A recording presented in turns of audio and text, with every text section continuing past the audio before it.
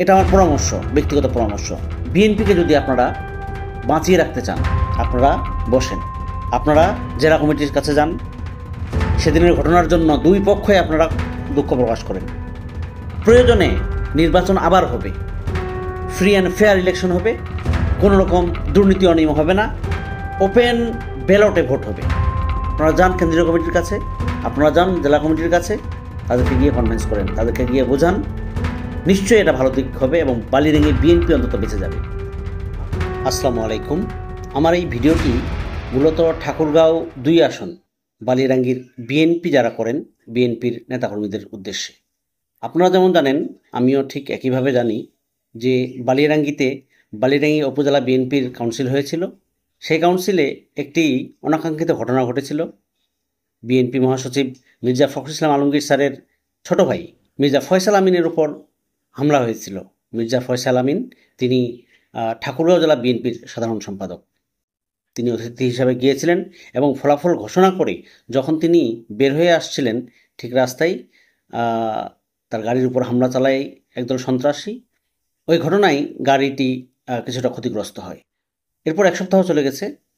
আমরা দেখেছি বিএনপি জেলা শাখার সুপারিশক্রমে সংগঠনটির সিনিয়র যুগ্ম মহাসচিব রুহুল কবির রিজভী সাহেব, তিনি তার স্বাক্ষরিত একটি নোটিশে নবনির্বাচিত সভাপতি এবং সাধারণ সম্পাদক দুজনকে সংগঠন থেকে বহিষ্কার করা হয়েছে। এই হচ্ছে সর্বশেষ ঘটনা। এরপর যেটা ঘটেছে, সাধারণ মানুষ মনে করছে যে কেন্দ্র থেকে যে সিদ্ধান্তটি এসেছে সেটি ঠাকুরগাঁও জেলার বিএনপি নেতৃবৃন্দ যেভাবে রিপোর্ট দিয়েছেন, সেই রিপোর্টকে একপেশে বলছেন অনেকেই, এবং সেই ভুল রিপোর্টের পরিপ্রেক্ষিতে কেন্দ্র বিএনপি এই বহিষ্কারাদেশ দিয়েছে। এই ঘটনায় আমরা দেখেছি বালিরাঙ্গি বিএনপি ফুঁসে উঠেছে। এখানকার বিএনপির সবচেয়ে বড় একটি অংশ তারা মিছিল করছে, তারা সমাবেশ করছে, তারা দাবি জানাচ্ছে কেন্দ্রের কাছে এবং ঠাকুরগাঁও জেলা বিএনপির কাছে যে অনতিবিলম্বে এই বহিষ্কারাদেশ প্রত্যাহার করা হোক এবং নবনির্বাচিত যে কমিটি, সেই কমিটিকে বহাল করা হোক। আপনারা দেখেছেন তারা শান্তিপূর্ণ মিছিল করেছে, হাজার হাজার নেতাকর্মী মানববন্ধন করেছে। আমি বেশ কয়েকটি গুরুত্বপূর্ণ বিষয় নিয়ে কথা বলতে চাই। প্রথমত হচ্ছে, সেদিনের যে হামলার ঘটনার কথা বলা হচ্ছে, সেই হামলাটা আসলে কারা জড়িত ছিল। ওখানে যেহেতু দুটি গ্রুপ, সেই দুটি গ্রুপের মধ্যে একটি গ্রুপ বলছে আরেকটি গ্রুপের কথা, আর ওই গ্রুপটি বলছে এই গ্রুপের কথা। আমার একটা জিনিস মাথায় আসে না, সেটা হচ্ছে যারা জয়ী হলো তারা তো আনন্দ করার কথা, তারা উদযাপন করার কথা, এবং সেটা হয়েছেও। তারা আনন্দ করেছে, উদযাপন করেছে। তারা কেন হামলা চালাবে? যারা বিজয়ী তাদের তো ক্ষোভ থাকার কথা না, যারা পরাজিত তাদের ক্ষোভ থাকার কথা। তারা সে কাজটি করেছে, এটাই কিন্তু অনেকে মনে করছেন এবং অনেকে বলছেন। খুব স্বাভাবিক জ্ঞানে এটা যে কারো মাথায় আসবে। বিএনপির অনেকের সাথে আমার কথা হয়েছে, তারা দাবি করছেন, তারা বলছেন কেন্দ্রীয় বিএনপি যেন নতুন করে সিদ্ধান্তে আসে, মাঠের ত্যাগী নেতাকর্মীদের যেন বঞ্চিত করা না হয়, সেটাই তারা দাবি করছেন। এখানে আরেকটা বিষয় পরিষ্কার, এরকম একটি সম্মেলন হচ্ছে, একটি কাউন্সিল হচ্ছে, যে কাউন্সিলে হাজার হাজার নেতাকর্মী বিএনপির। এখানে একটা গ্রুপ ঝামেলা করার চেষ্টা করেছে, ঝামেলা করেছে, আরেকটা গ্রুপ সেই ঝামেলা মেটানোর জন্য কিন্তু সামনে এগিয়ে এসেছে। তো যারা সামনে এগিয়ে এসেছে অনেককেই দেখা যাচ্ছে এই ভিডিওগুলোতে, ছবিগুলোতে। তারা চেষ্টা করেছে পরিস্থিতি যেন শান্ত করা যায়, পরিস্থিতি যেন স্বাভাবিক রাখা যায়, কোনো রকম যেন অপ্রীতিকর ঘটনা না ঘটে। কিন্তু আমরা কি দেখলাম? আমরা দেখলাম এই পরাজিত পক্ষটি দাবি করছে যারা হামলা করেছে তারা হচ্ছে ওরাই, যাদেরকে ভিডিওতে দেখা যাচ্ছে। অথচ স্পষ্ট দেখা যাচ্ছে যে তিনি আগলিয়ে রাখার চেষ্টা করছেন। আমার পরিচিত একজন, যাকে আমি চিনি, জানি, কোনোভাবেই তিনি জড়িত নন সেই ঘটনায়। তিনি ফয়সাল আমিন সাহেবকে প্রোটেকশন দিতে গেছেন। বলা হচ্ছে এই লোকটি হামলাকারীর একজন। আমি আবার বলতে চাই, কারা হামলা করেছে এটা বুঝতে সায়েন্স পড়ার লাগবে না। জাস্ট এটুকুই বুঝলে এনাফ যে যারা জয়ী হয় তারা তো, তাদের মধ্যে তো ক্ষোভ থাকার কথা না, তারা তো আনন্দ করার কথা। যারা পরাজিত হয় তাদেরই ক্ষোভ থাকার কথা, এবং তারাই কিন্তু এই হামলার সাথে জড়িত থাকার কথা। এরপর দেখেন, বালিয়াড়াঙ্গি বিএনপি মানেই কিন্তু যে 2-3টি নাম শোনা যায় তার মধ্যে অন্যতম হচ্ছেন ডক্টর মাহবুবুর রহমান। এই মাহবুবুর রহমান একজন পরীক্ষিত নেতা, একজন ত্যাগী নেতা, এটা অস্বীকার করার কোনো উপায় নাই। আমি আগেও একটি ভিডিওতে বলেছি, তার ত্যাগ, তার যে ডেডিকেশন, দলের প্রতি তার যে আনুগত্য, এই বালিয়াড়াঙ্গিতে যারা বিএনপি করেন না কিন্তু বিএনপিকে পছন্দ করেন, বিএনপির শুভাকাঙ্ক্ষী, তারাও এক বাক্যে বলেন যে টিএম মাহবুবুর রহমান সাহেবের বিরুদ্ধে যে ব্যবস্থাটি কেন্দ্রীয় কমিটি নিয়েছে সেটা একেবারে অনুচিত হয়েছে, এটা একেবারেই ঠিক হয়নি। অনেকে বলছেন যে এরকম একটি ঘটনা ঘটানো হয়েছে এবং প্রভাব বিস্তার করা হয়েছে, প্রভাবিত করা হয়েছে এরকম একটি ঘটনা যেন ঘটানো যায়, কারণ এই ঘটনাটি ঘটালে এই বালিয়াড়াঙ্গি বিএনপি দুর্বল হয়ে পড়বে, এখানে তৃতীয় কোনো শক্তি বা অপর কোনো শক্তি পাওয়ারফুল হবে। এটা কিন্তু অনেকে মনে করেন, এক্ষেত্রে বিএনপি বঞ্চিত হবে।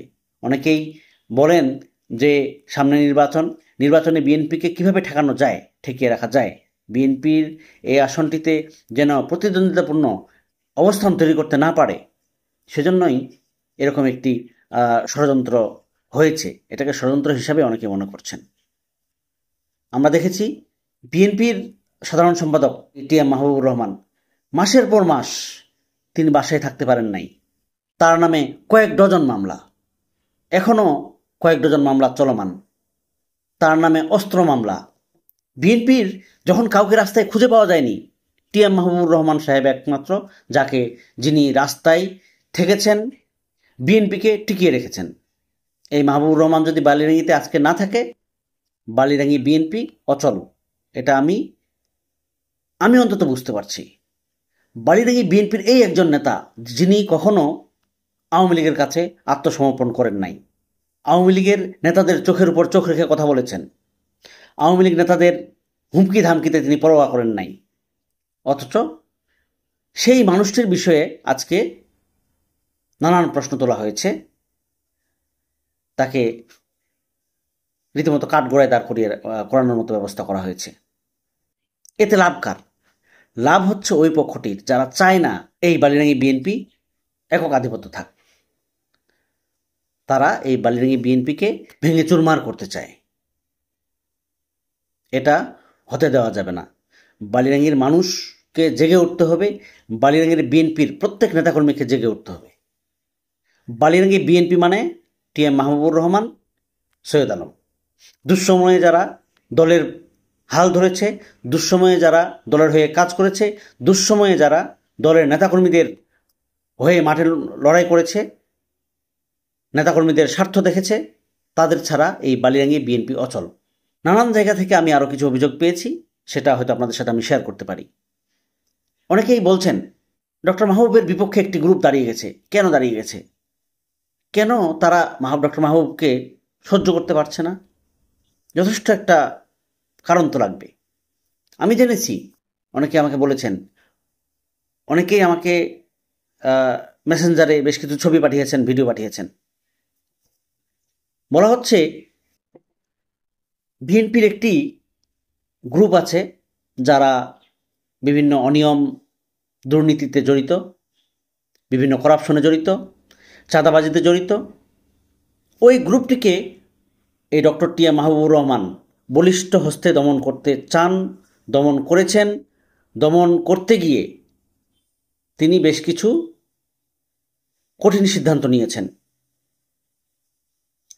ডক্টর টিএম মাহবুবুর রহমান কখনোই চান না এই বালিয়াড়াঙ্গি বিএনপির কোনো নেতাকর্মী চাঁদাবাজিতে জড়িত হোক, যে কোনো ধরনের অপরাধ কর্মকাণ্ডে জড়িত হোক, এটা কখনোই তিনি চান না।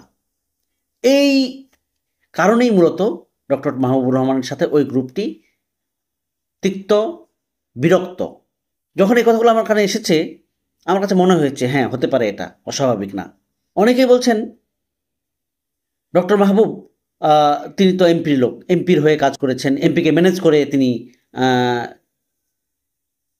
পাইলট স্কুলের হেডমাস্টার হয়েছেন, তার ভাইয়েরা, তার আত্মীয় স্বজন অনেকে চাকরি করছেন। কিভাবে এসব চাকরি হয়? নিশ্চয়ই তিনি এমপিকে ম্যানেজ করেই রাজনীতি করেছেন এবং তিনি এমপির লোক। আমি এগুলোর অনুসন্ধান করেছি।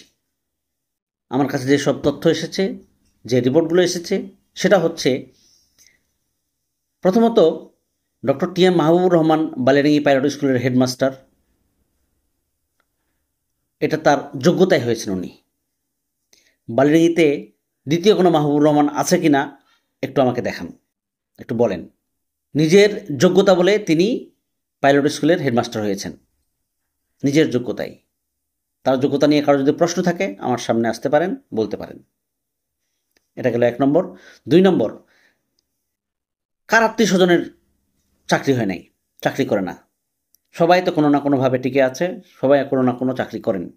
কারো যোগ্যতায় যদি কেউ চাকরি পান তাহলে সেটা আটকানোর কারো ক্ষমতা আছে? আরেকটি বিষয় আমি বলতে চাই, আমার কাছে বেশ কিছু ছবি এসেছে, সম্ভবত আওয়ামী লীগ অথবা ছাত্রলীগ করে, নিশ্চয়ই স্ক্রিনে দেখতে পাচ্ছেন। এই আওয়ামী লীগ, ছাত্রলীগ, যুবলীগকে একটি গ্রুপ শেল্টার দিচ্ছে। কি কারণে তাদের কাছ থেকে কোনো অবৈধ সুবিধা নিয়েছে কিনা সেটা আমরা জানি না, সেটা নিয়ে বলতে পারবো না। কিন্তু যারা চিহ্নিত ছাত্রলীগ, যুবলীগ, আওয়ামী লীগের কর্মী, তাদেরকে একটি গ্রুপ শেল্টার দিচ্ছে এবং তার যথেষ্ট প্রমাণ আমার কাছে আসছে। নিশ্চয়ই আপনারা ছবিতে দেখতে পাচ্ছেন। অনেকে বলছেন এই অনিয়মের কারণে, এই আওয়ামী লীগ নেতাদের, কর্মীদের শেল্টারের কারণে মূলত ওই গ্রুপটি মাহবুবুর রহমানকে চান না, কারণ মাহবুবুর রহমান সেই সব অনিয়ম অ্যালাউ করেন না। সেটাই যদি হয় তাহলে মাহবুবুর রহমান ইজ ফ্যাক্টর। খুব স্বাভাবিকভাবে অপরাধীরা, যারা অপরাধী, তারা মাহবুবুর রহমানকে চাইবেন না। কেন্দ্রীয় কমিটি বা জেলা কমিটি নিশ্চয়ই বিষয়গুলো ভেবে দেখবেন। একটা কথা মাথায় রাখতে হবে, মনে রাখতে হবে, বালিয়াডাঙ্গির বিএনপিকে যদি আপনারা বাঁচিয়ে রাখতে চান তাহলে এই ডক্টর মাহবুবুর রহমান বা সৈয়দ আলম উকিলের বিকল্প আর কেউ নেই। এখন আমার পরামর্শ, কি করা যায়, কি করলে এটা সমাধান হতে পারে? দুই গ্রুপ কিভাবে এক জায়গায় এসে আবার একই স্রোতে মিলিত হবে, এ নিয়ে আমার পরামর্শ আছে দুই গ্রুপের কাছেই।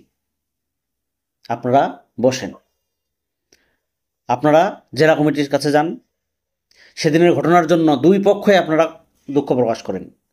যদি আপনারা, এটা আমার পরামর্শ, ব্যক্তিগত পরামর্শ, আপনারা তাদেরকে বলতে পারেন যে আপনারা কেন্দ্রীয় কমিটির কাছে রিপোর্ট দেন, আমাদের এই যে বিষয়ে সিদ্ধান্তগুলো এসেছে সেটা তার প্রত্যাহার করে নেওয়া হোক। প্রয়োজনে নির্বাচন আবার হবে, ফ্রি অ্যান্ড ফেয়ার ইলেকশন হবে, কোনো রকম দুর্নীতি অনিয়ম হবে না, ওপেন ব্যালটে ভোট হবে, ওপেন ব্যালটে ভোট, এবং এই ভোটের যিনি নির্বাচিত হবেন তিনি দায়িত্ব পালন করবেন। আপনারা যান কেন্দ্রীয় কমিটির কাছে, আপনারা যান জেলা কমিটির কাছে, তাদেরকে গিয়ে কনভিন্স করেন, তাদেরকে গিয়ে বোঝান, নিশ্চয়ই এটা ভালো দিক হবে এবং বালিয়াডাঙ্গি বিএনপি অন্তত বেঁচে যাবে।